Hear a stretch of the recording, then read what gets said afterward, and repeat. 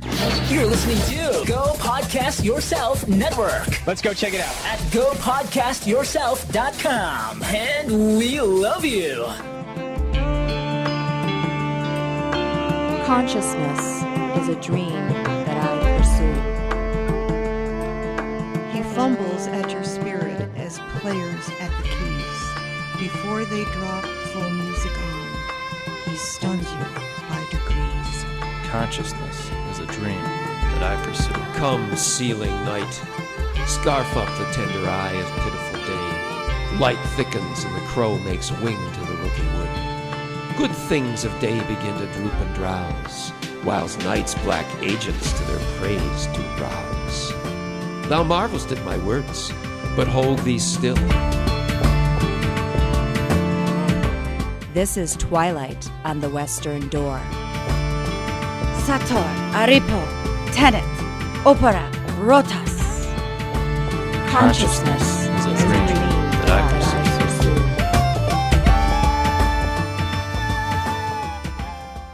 Hi, everyone. This is Mason Winfield, the host of Twilight on the Western Door, our program of discussions and interviews with cutting-edge experts on subjects of the spiritual, the supernatural, and the paranormal. You know, most of the general public get their impressions about supernatural/paranormal subjects from entertainment sources, TV, literature, and movies. Most of the public's exposure to psychic phenomena, for instance, is TV ghost hunting. They tend to think not only that the studies popular media does are complete, but also that they present balanced outlooks. The fact is that the public's impressions of these subjects are probably incomplete. There is not only a wide range of perspectives that can be applied to any one of the subjects TV addresses, like ghosts, but there's a broad spectrum of edgy subjects that are heavily connected to ghostly/paranormal phenomena, and yet not even being addressed in the discussion. One of the most overlooked aspects in the pop paranormal is the subject of landscape supernaturalism. Energies and spiritual influences that could be involved with the natural earthly environment. It has not always been so.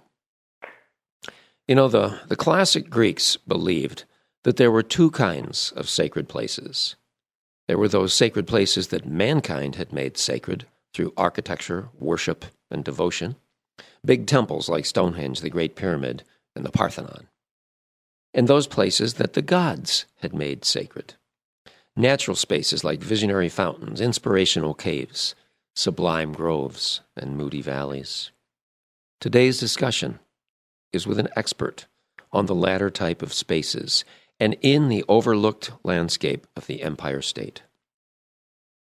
In the Old World, in Europe and Asia, the landscape's ancient power places may not be well known, but they tend to be recoverable. In fact, so often tradition about these power places is recorded and preserved in folk tradition that's become literature. We know a lot of the hills associated with witches, the creek valleys sacred to a god or goddess, the springs devoted to a nymph or fairy, the cave of a reputedly serpentine demon.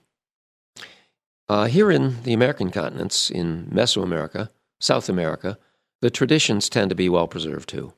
We know where the Native Americans honored their elders, pacified their dragons, or propitiated their gods. But in North America, particularly in the highly developed and sprawl-pocked New York State, the tradition of the power places is subtle and hard to piece together.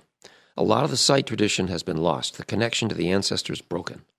The Native Americans who remember it, typically the Longhouse Six Nations people and members of the Algonquin Confederacy, are pretty much through talking to the whites about it.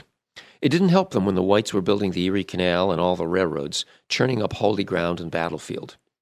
By the mid-20th century, when the I-90 was going in, it had pretty much occurred to the Native Americans that they couldn't help the whites avoid the problems made by their own barging, developing, lack of understanding. In fact, so much of the understanding of New York's ancient landscape is lost that perhaps the only way of recovering it and accommodating it is through guided, informed intuition.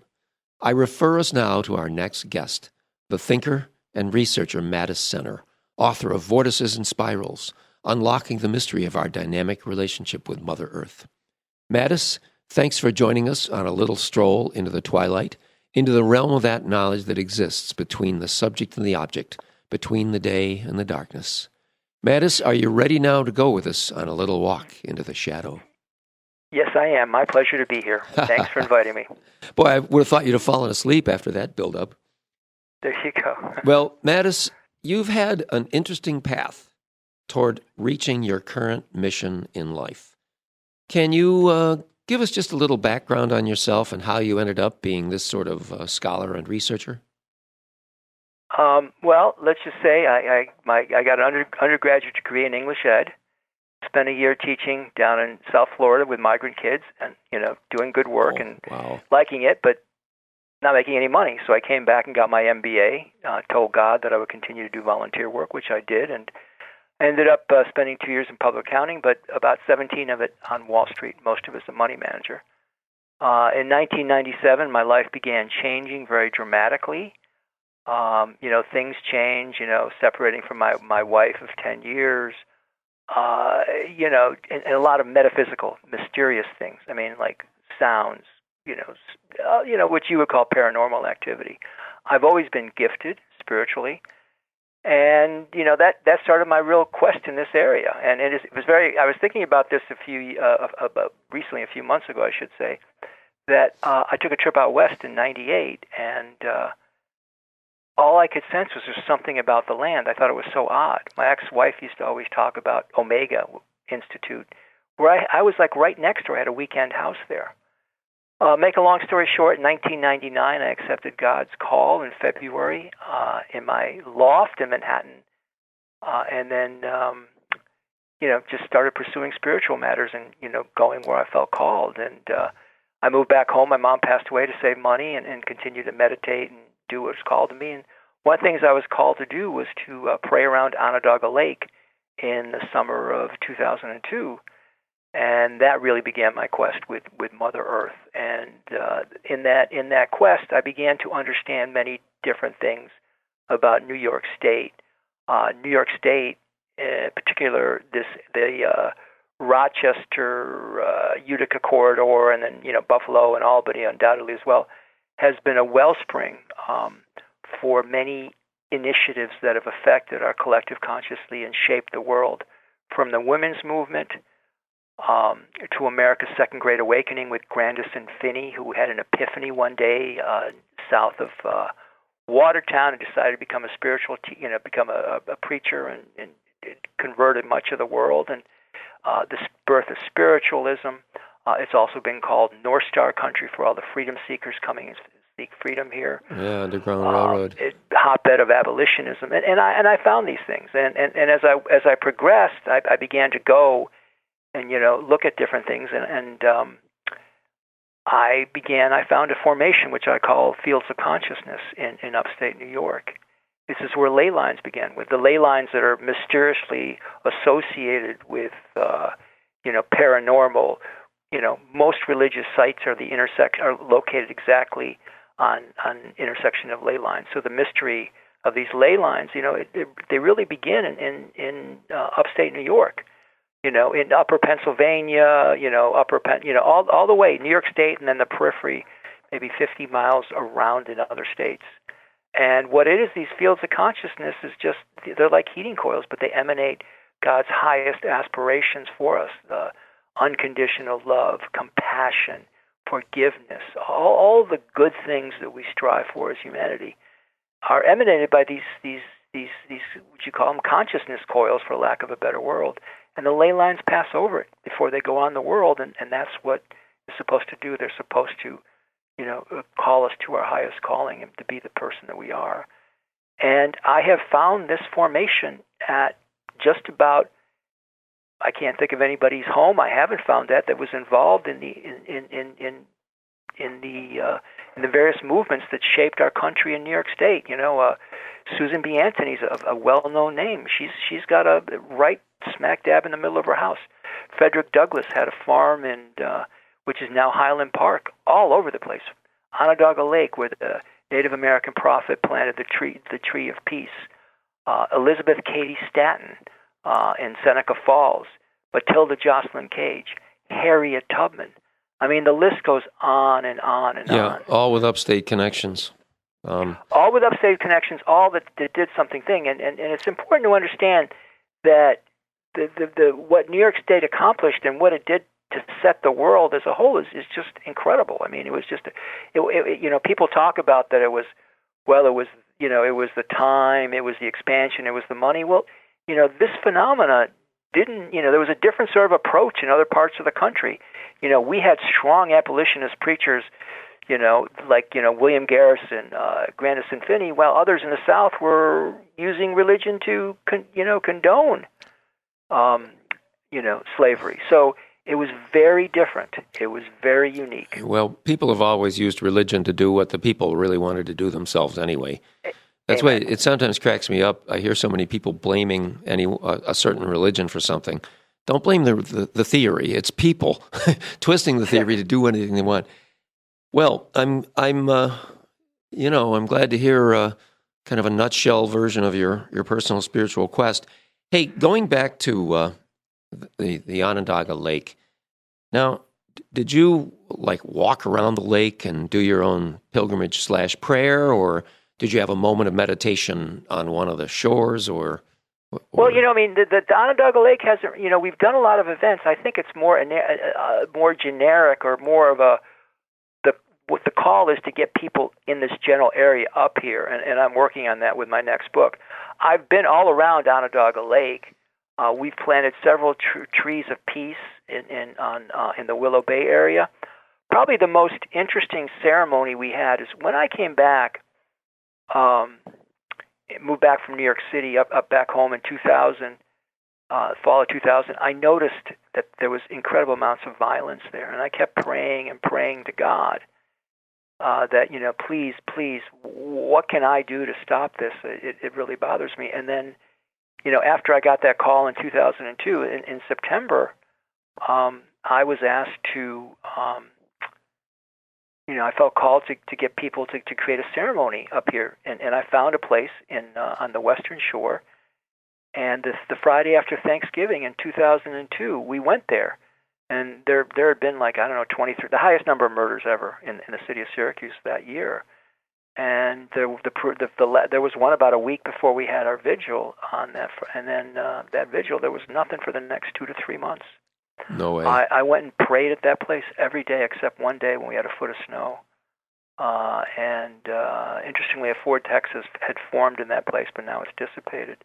But I prayed, and there was no murders. I mean, that marked the peak in violence. Now, there's been other violence, and the city rises, but regarding murder, the murder rate has never been the same since. Sure. Hey, you're in Onondaga territory, the Syracuse area, I'd like to ask you, do you have any connections with the Onondaga Nation? Do you have a bunch of buddies on the res down there? Do you talk to them? No. Yeah. No, not at all. Me I either. initially did some things with them. We did some things with some different natives. I had a Mohawk friend we did some stuff with, but nothing. The focus hasn't been on that.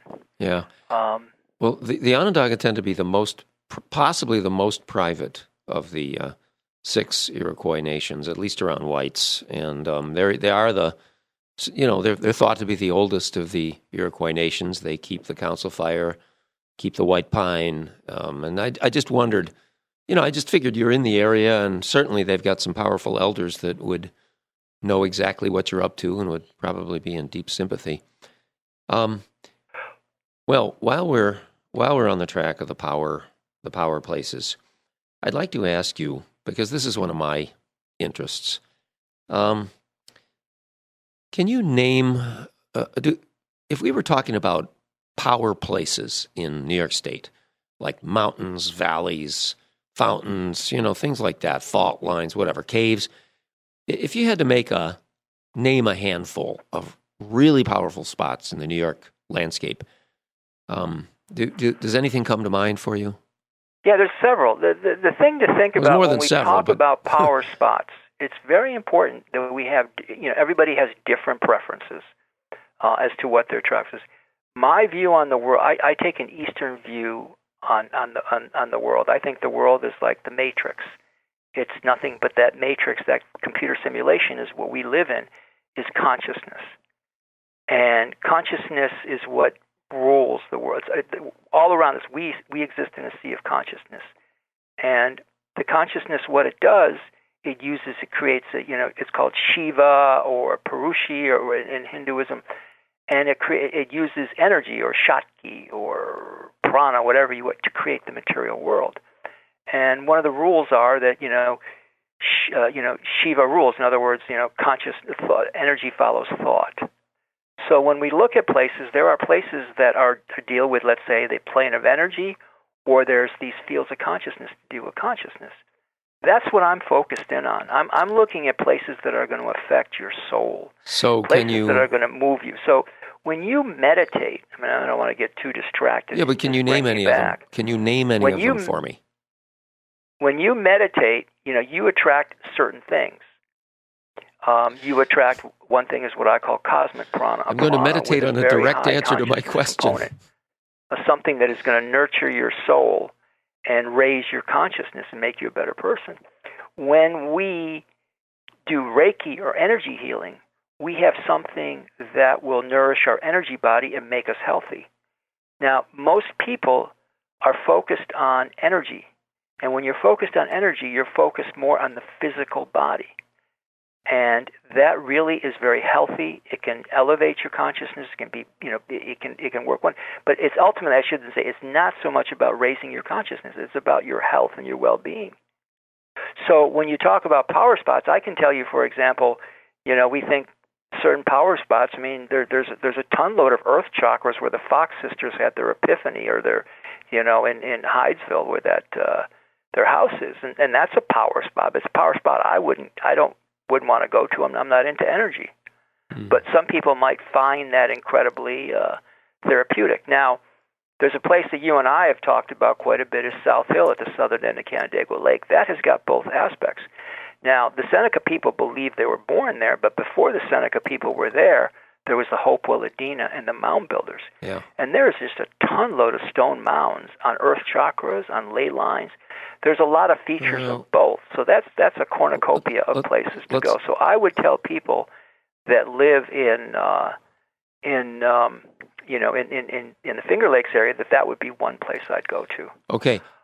Let's go back to South Hill. Now this is let's just say that the national creation myth of the Seneca Nation concerns a hill with a fort and a giant snake, and it's a very beautiful. Was that Bear Hill? This is why I get confused. Well, we're not sure which hill it is. I think there was confusion among Seneca scholars. I think Arthur Parker, I'm not sure he decided where the original hill was. The Seneca called themselves Nundawaono, means people of the Great Hill. And I'm not telling you that I know. I'm just happy for you if you're positive which one it is. I tell you what, I was just reading a book by Melanie Zimmer, who's another one that writes about, folklores and tales in New York State, and, I didn't get a chance to email her yet, but her book says clearly that Bear Hill. Where'd she get her information? I don't know. But yeah, Bear well, that's sort of what counts. Maybe she just read one of my books. I don't know. Do you say Bear Hill as well?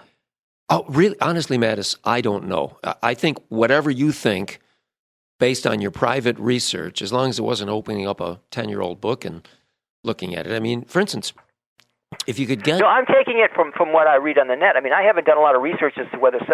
I just know because people say that. The Finger Lakes Trust calls it Nunawando calls that as well their land up there. I don't know. Sure. I do know that there's a fellow that the Crooked River Review, Frank Robinson, wrote several things about the Hopewell Adena mounds. Dave Robinson. He was wonderful. Dave Robinson had him come up and look at it, and the state confirmed that they were not,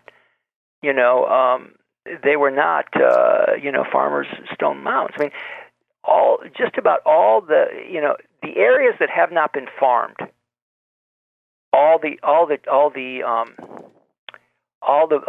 earth chakras there are covered with stone, which kind of creates a sort of a blockage. The air is charged. I don't really care for it, but the air is charged. It's like watching the Frankenstein movie, where the two the electricity snaps between the two from the lightning. Okay. The two nodes, that's up there, but it also has fields of consciousness. It's got some huge mouths. Okay, let me walk this one back a little bit. In a sort of a short answer, there is strange stonework and ancient mounds, perhaps, on top of South Hill. Yes, and there was supposedly on Bear Hill as well until the local DPW decided to crush the stone and use it for their own purposes.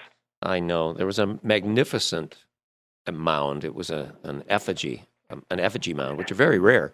It might have been quite a bit like the Snake Mound in Ohio. And this Do you know where it was?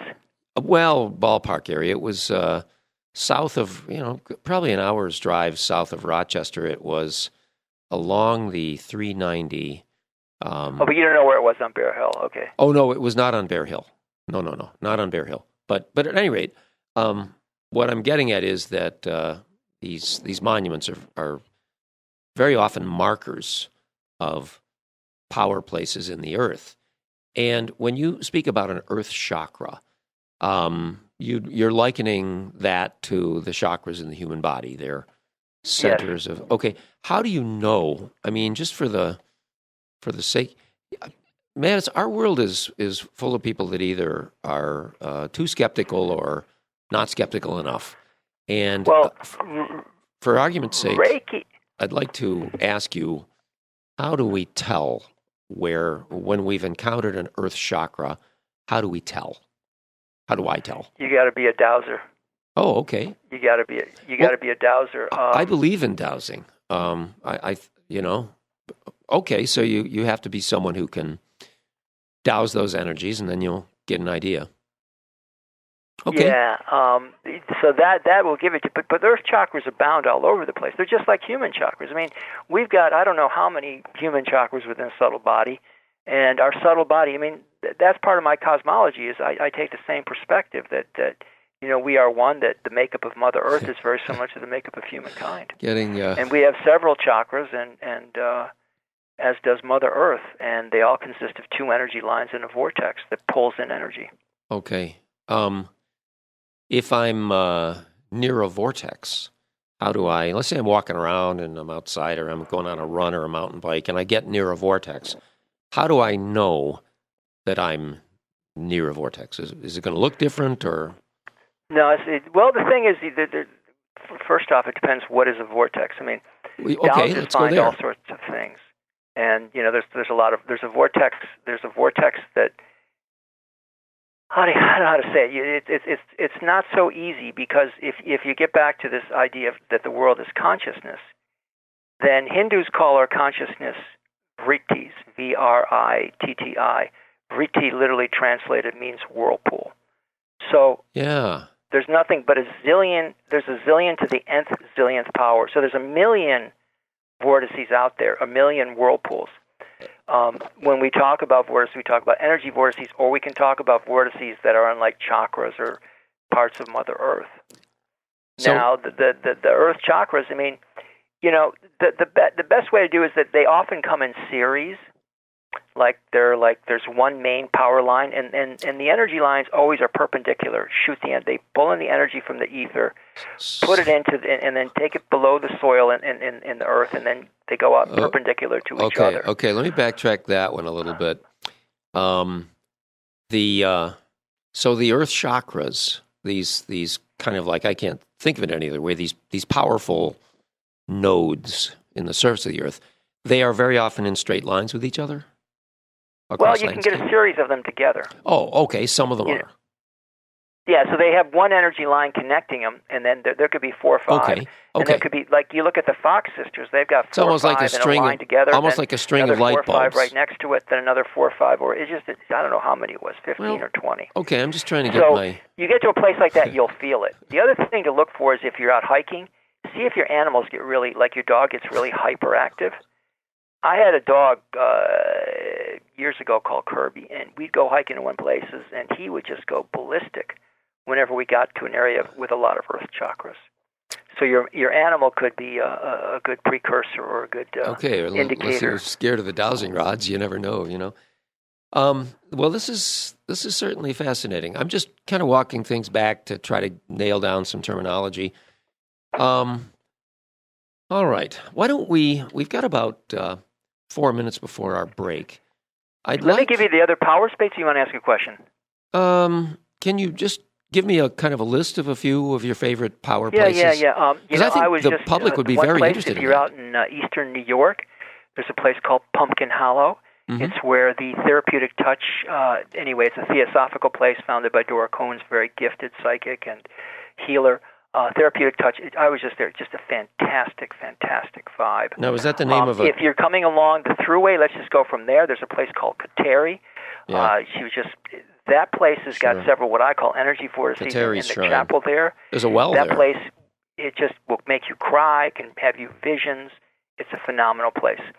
Then if you keep coming east, we haven't written it up. Gelston Castle would be one, but let's just say north of Syracuse is a place called Gobensaden. It was by a Sikh, I can't think of the guy's name now.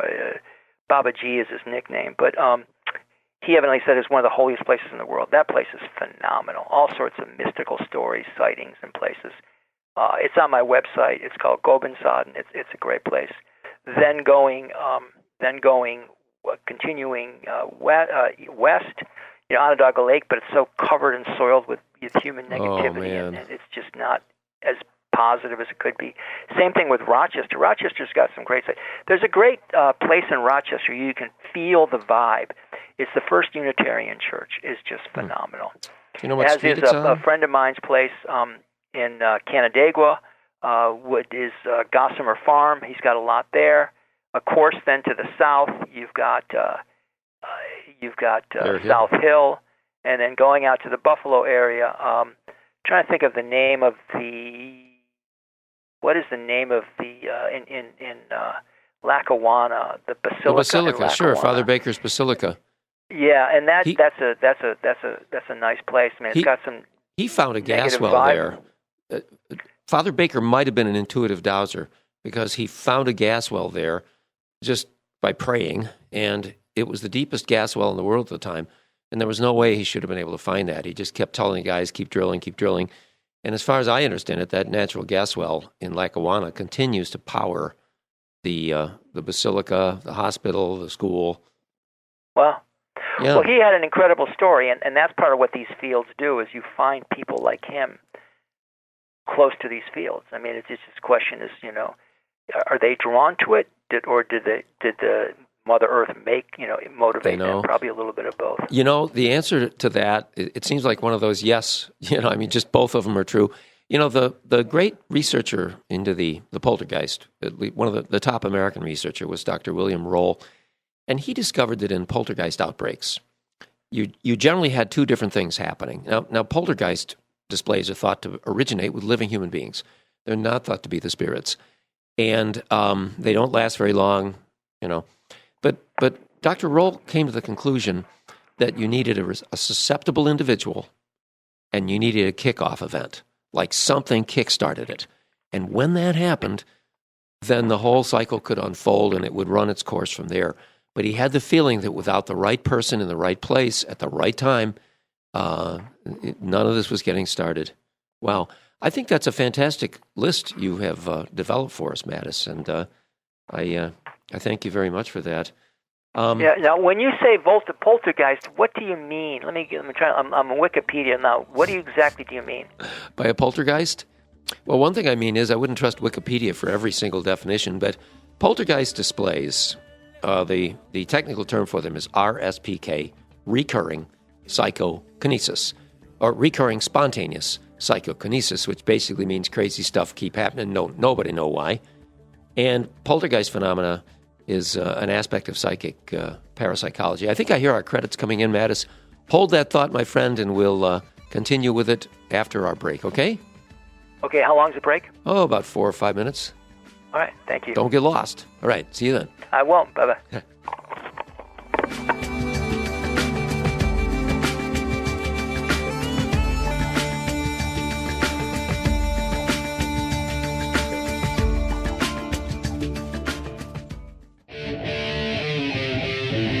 Mark your calendar. Concert for the Cause 3. We did so well for Concert for the Cause 2 that we decided that we had to go even bigger this time. Friday, September 25th, 2015, Hard Rock Cafe, Pittsburgh, Pennsylvania, as well as a 3-day festival in Sioux Falls at the Nickel Spot in Sioux Falls, South Dakota.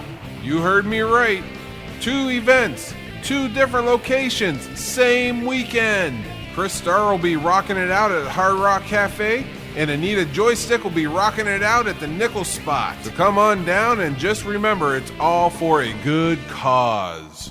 Again, that is Friday, September 25th, 2015 at Hard Rock Cafe in Pittsburgh, Pennsylvania, and Friday, September 25th through the 27th in Sioux Falls, South Dakota at the Nickel Spot. You're listening to Go Podcast Yourself Network. Let's go check it out at gopodcastyourself.com. And we love you.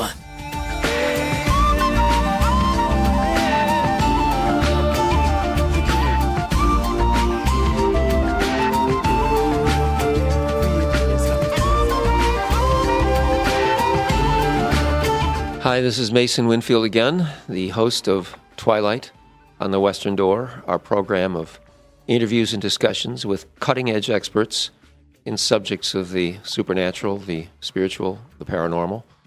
And today we have as our guest Madis Senner, the author and researcher from the Syracuse, New York area. And we are discussing the power places in Western New York under the title of Vortices, Spirals, and the Mother Earth Connection. Madis, are you there with us? Yes, I am. Fantastic. Mattis, in a little while we'll talk about your upcoming book, which I'm really looking forward to. But for the moment, would you tell us a little bit about your book, Vortices and Spirals, Unlocking the Mystery of Our Dynamic Relationship with Mother Earth? Yeah, the basic concept of the book is that we have this loving relationship with Mother Earth, that when we love, give, heal, self-sacrifice, practice ahimsa, that we can create with her a new birth, a vortex. And that's the whole premise behind the book, is that this idea of this co-creating with Mother Earth to bring about a better world, to manifest a different environment that is full of light and love. And a vortex is a wonderful thing. As I start the book out, I talk about one of the experiences I had in Vermont when I went to speak at the Dousers convention, and how I was like drained. We had at a ski resort, and I went and meditated. And I found this vortex, and I spent 45 minutes, and it truly uplifted it. And what a vortex does, it does several things. Energy, and what I call an energy vortex, it really brings in more energy into you. Particularly when you meditate, it brings in a higher consciousness component, something that will uplift your soul and nurture your soul and nourish it. And it can cleanse you. It's very therapeutic. It's very healing. It's very enlightening. It's a beautiful gift from God and Mother Earth. And there's more things that we can co-create with her. And the book goes in and talks about how to find vortices, how you can make them, and how to work with them, and how they can be used to heal the land, to raise your consciousness. And I talk a lot about working with stone, how do you work with stone circles to create vortices, and things like that. I also talk a lot about land imprints, how the land retains its memory, and things like that, because land imprints are important because they can affect both us and Mother Earth. As we speak right now, all of us are in a space right now that has been occupied before, and what it has been occupied is but the thoughts and the actions of people before us, and they're retained in the land, and they have an influence upon us, either positive or negative. And my book talks about that and the other consequences of that, and how to work with them and how to heal them. Work with them, basically. Let's say. When was this book published, Mattis? End of April, Earth Day. Oh my! This year. Oh, it's so hot it's been off. out less than 2 months. Hot off the presses. There you go, brother. I'm presuming anyone who wants to check out Mattis's book, which if you're into this type of paranormal study, if you're into this side of it, it's got to be highly illuminating. Anyone who's looking for Mattis's book, just get a hold of us through our Facebook page, through our website, and we'll put you right in touch with them. Mason, let me you were talking earlier about poltergeist phenomena. Yeah. And what is really interesting is that, I talk about vortices, but a lot of other things happened. I believe that, the world to be is going to be more spiritual. And I do hope. believe little people, all these sorts of things you talk about, those should be normal occurrences. But we have, gone into this physical aspect of the world so much. But as we begin to pray, meditate, do good works, practice social justice, we begin to have a positive influence on Mother Earth. And then what that can do is that can draw up the paranormal as well. There's the term thinning of the veil. I call it Chamayo Fatimo. I can find at certain sites. There's certain places where the veil is thin, where you can communicate with the other side, where you can have visions. So there's a lot more when you talk about these. You're talking about the poltergeist and paranormal environment. Yeah.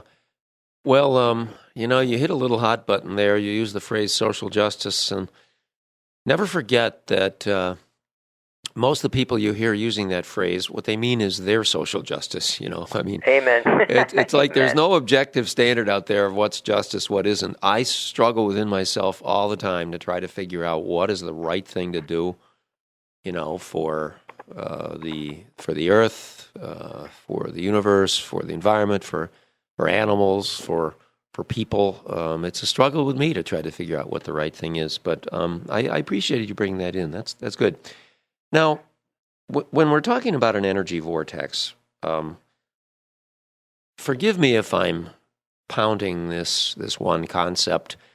Think, Mattis, during this interview, you should think of me, the way the IRS does it with your money. You should think of me as the IRS of knowledge. I'm trying to separate your knowledge from you. I'm trying to get it out of you. And everything I say or do during this program is to try to make that happen. Well, I'm stingy.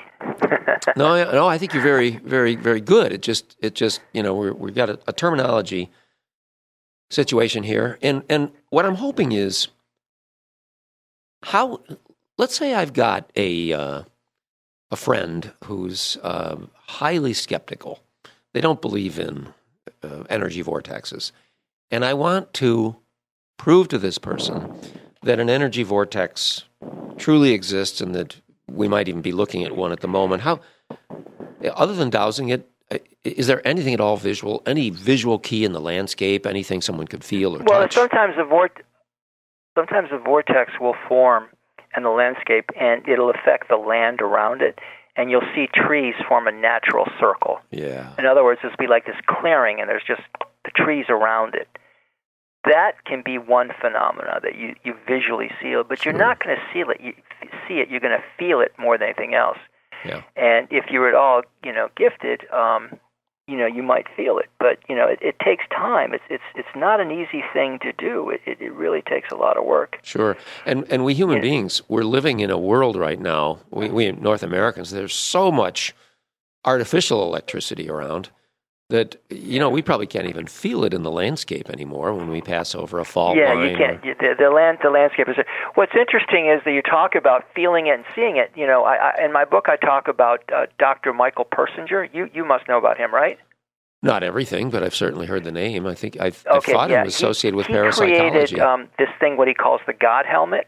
Yeah, yeah. Yeah, and he talks about how people can feel electromagnetic energy and have a feeling of a sensed presence, have a epiphany, whatever, the different things. They can, see things or whatever the case may be. And that comes from just an extra jolt of electromagnetic energy. However, everyone isn't affected by electromagnetic energy the same way. So when you talk to a skeptic, it could be that he is similarly, not drawn to it.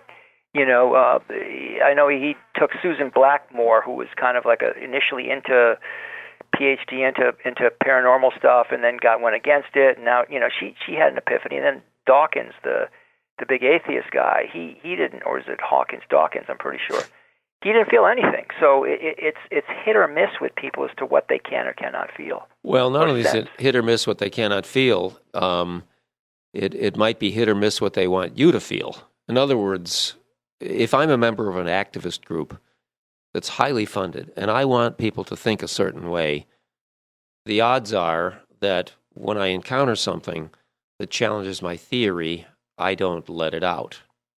I mean, I'm not speaking in my own. I mean, when I get something that challenges a theory, I reform the theory.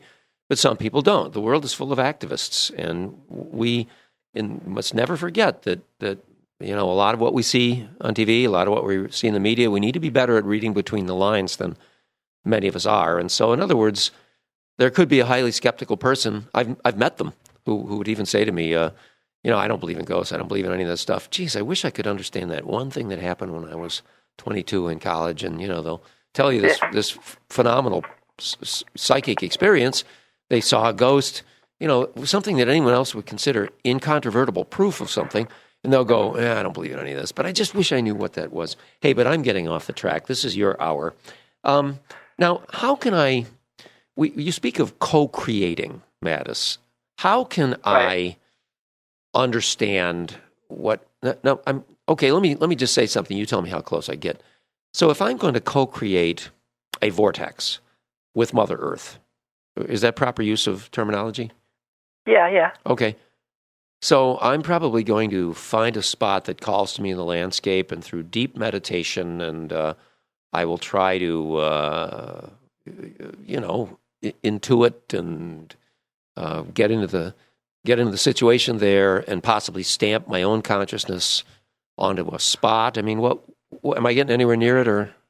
Yeah, you can create a vortex wherever you go. I mean, someone you can create a vortex, and they form I naturally. Can't create a vortex. I talk in my book about my astrologer friend Bill Atchright in New York City.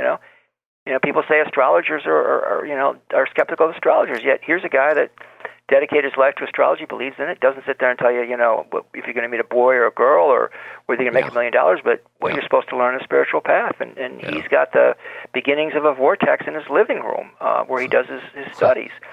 So must save on his internet bill. When I wrote the book, it was challenging, and now I'm getting way too technical, but there are different types of energy.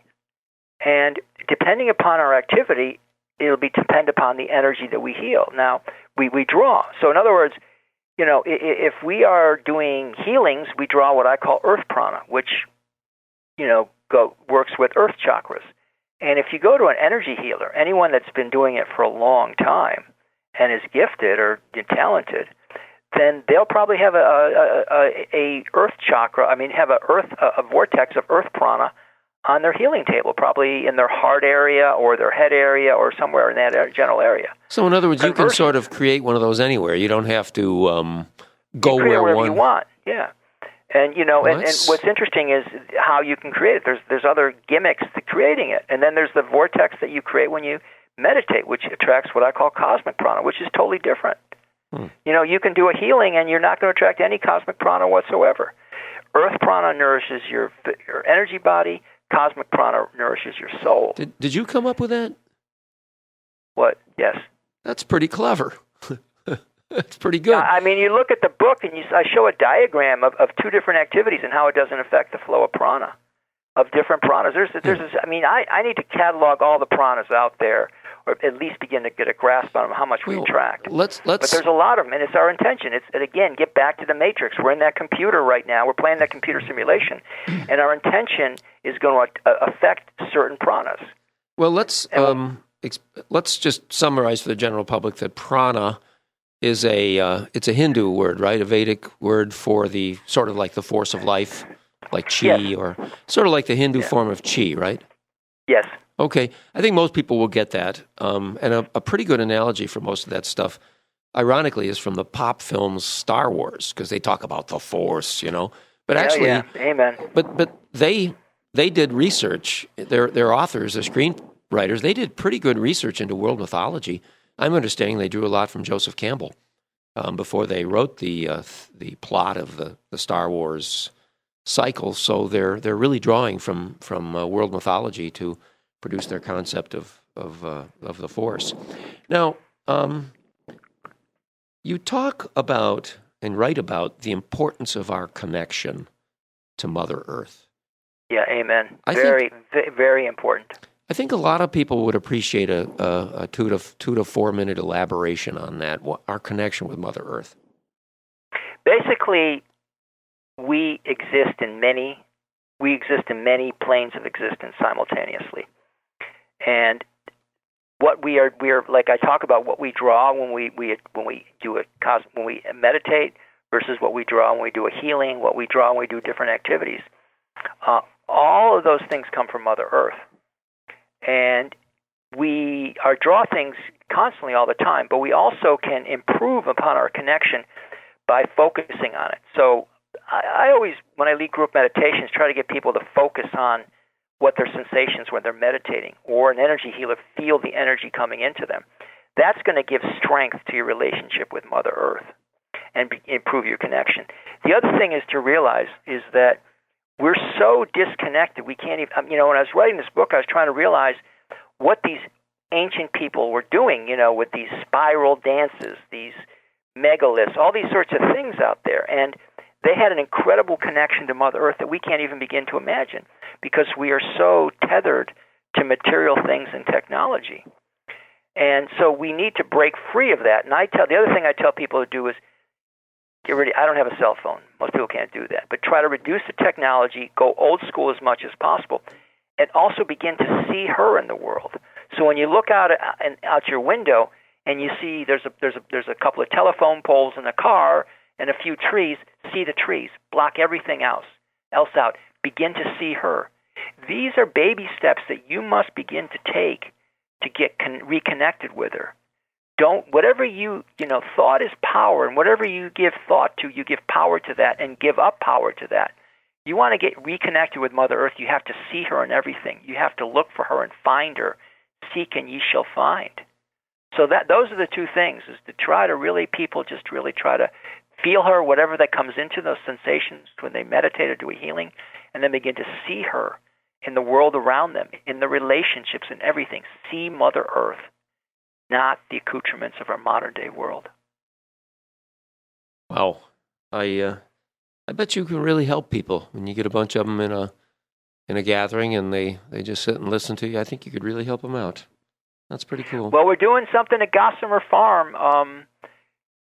July 25th, I'm going to be leading Gossamer Retreat Center in Canandaigua, which is a great place. I'm going to be doing a talk and a walk in nature. And there's, people want to, give a call to Bill Dewey, look up Gossamer Farm. They could certainly, sign up for that. Gossamer Farm in Canandaigua, New Gossamer York. Retreat, excuse me. I keep saying Gossamer Retreat in Canandaigua.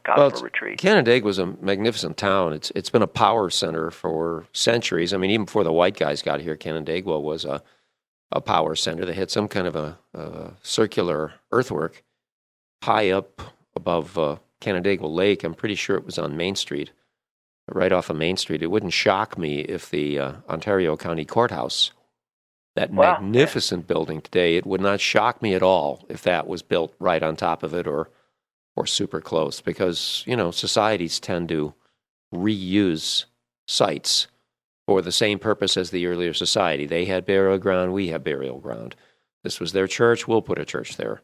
Those are imprints. Those are our thoughts that draw us to the same place. I mean, thought, they talk about, what does the New Thought movement say? Like attracts like,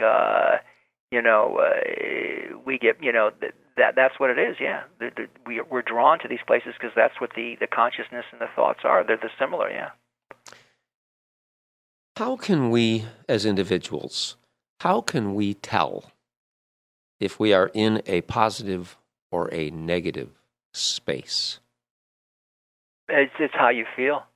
Uh-huh. It's how you feel. Now, if it's uplifting, you'll feel good. If it's negative, you'll feel negative.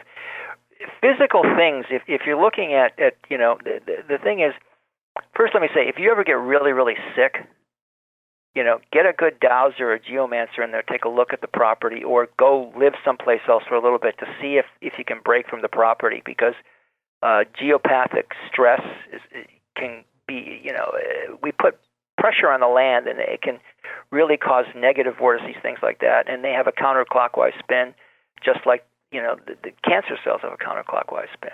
So it's you got to be careful. Now, if you look at the topography around you, what you'll often see is twisted and gnarled trees in negative spaces. Mm-hmm.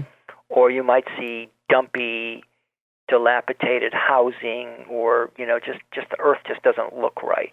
Yeah. And in a positive place, everything will be vibrant, and it could be a place like Ireland where you don't see that many snakes. Well, So the snake you feel is. I don't know if a snake. That could be just my personal thing. But there's a couple places I go, and I rarely see snakes, and I'm sitting on rocks in the sun all the time. So yeah, you gotta think. I could do without the scorpions. Yeah. Well, interesting. I mean, a lot of people would have thought there's just too many miles of ocean between England and Ireland for the snakes to have made it over. But on the other hand, I know this is a tangent, but that's a dumb theory because we have my sound. Our engineer is giving us a sign that we got 10 minutes.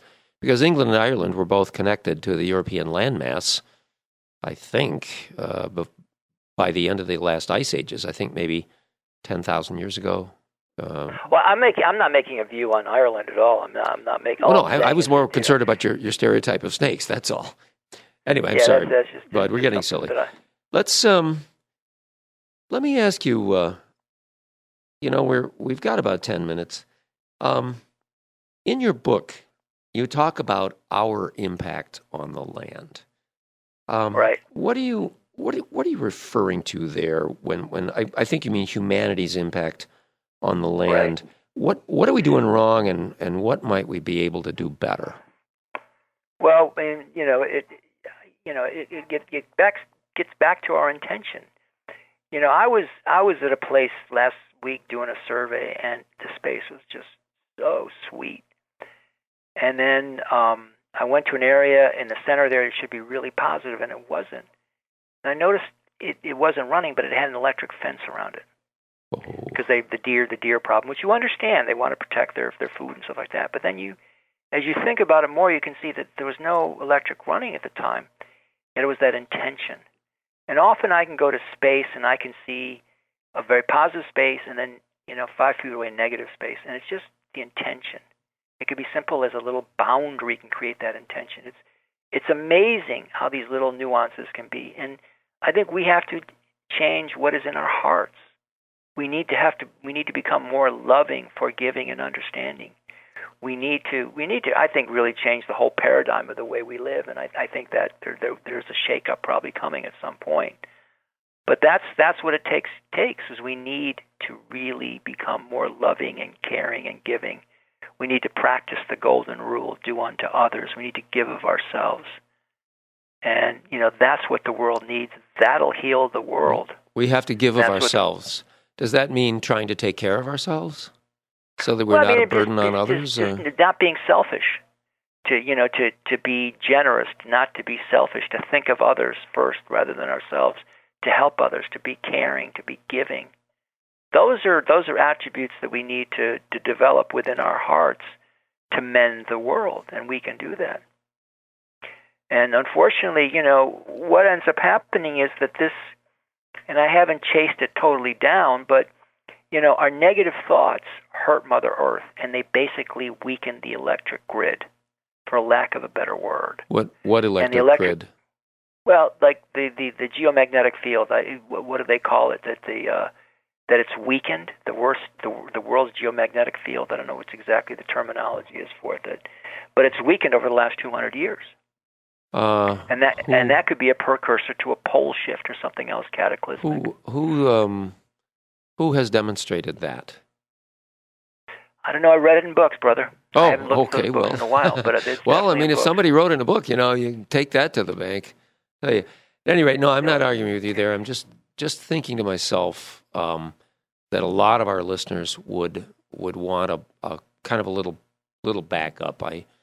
I'm not saying that I'm informed either way on the strengths of the Earth's grid. I'm not either. I'm just saying, as I've read it, and I don't know where, and I could probably find it. Sure. But, okay. I definitely read it that the geomagnetic field is weakening. Well, you've done a good enough job defending all your other ideas that I think we can let you slide on on one ambiguity. Well, that's not an area that I'm just talking what I've seen. I do know for a fact is I can see how our thoughts affect the movement of prana. We create blockages all the time. So in other words, just think of the movement of earth prana, the most basic prana. Then there's other pranas. as just like air, but it's flowing like little pellets of energy flowing. And when we think negatively or do bad things, we cause breakups in that field. So in other words, we're in a batch of polluted water, polluted air. So in other words, a bunch of people who may live in a community and they're not thinking very well, they maybe have selfish and exploitive motives. These type of people, they might be able to affect more than just their own lives and the people they come in contact with, that they may even have through this collective negativity. They could even have an effect on the physical environment. Yeah. Yes. Huh. They have an effect on everybody is connected. I mean, my next book is on Mother Earth, Sacred Sites in North Star Country, but the one after that will be about connected. And I talk in my book about how we're connected. Consciousness is a vortex, right? And this is a topic I need to explain more. Consciousness is called vritti. It's a whirlpool. It is a circle, right? Just think about this. And it's got a whirlpool in the center. So it's a circle with a whirlpool. Everything within that circle is sucked in, pulled in, right? Okay, how do we link through other people? Through consciousness.